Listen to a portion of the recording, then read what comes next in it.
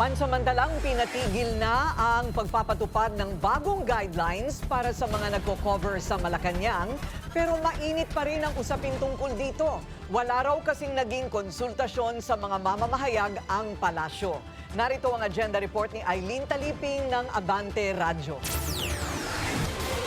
On hold ang bagong guidelines ng PCO sa accreditation at re-accreditation sa Malacanang beat reporters at crew. Pero ang tanong ng iba, bakit nga ba kailangan ang bagong mga panuntunan? Newsrooms ang nagde-decide sino ang ide-deploy na journalist.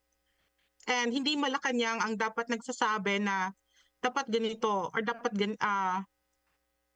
even that qualification ng 5 years na governance beat. Paano kung inassign ko yung reporter ko na galing BSP? Will they reject it just because galing siyang BSP? Or paano kung kakapasok lang ng reporter pero meron siyang potential? Magaling siya at pwede siyang may assign sa Malacanang Press Corps. I mean, maraming reporters ngayon sa Malacanang Press Corps who are relatively young, no? Not necessarily. And what do you even mean by seasoned? How do they define that? I'm just wondering, yung bang nag-craft nito, are they seasoned as well?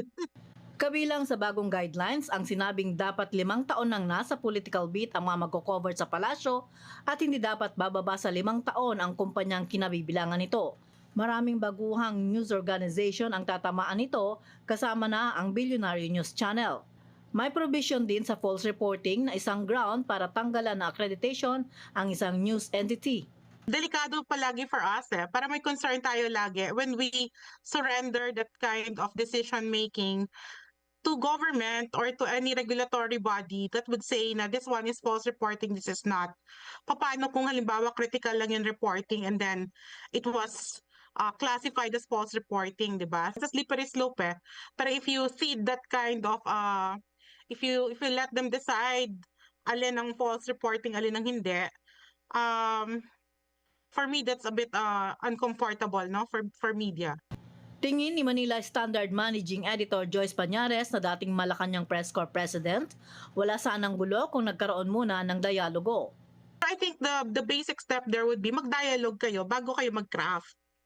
Hindi yung nakapag-craft na kayo, saka kayo magda-dialogue. Parang baliktad yung naging proseso. Nauna nang sinabi ng PCO na hindi pa naman pinal ang guidelines at kaya raw ito ginawa ay para sa seguridad ng palasyo. Sinabi din ng ahensya na bukas naman ito sa mga opinyon at suhestyon ng Malacanang beat reporters. Para sa agenda, Eileen Taliping, Abante Radyo.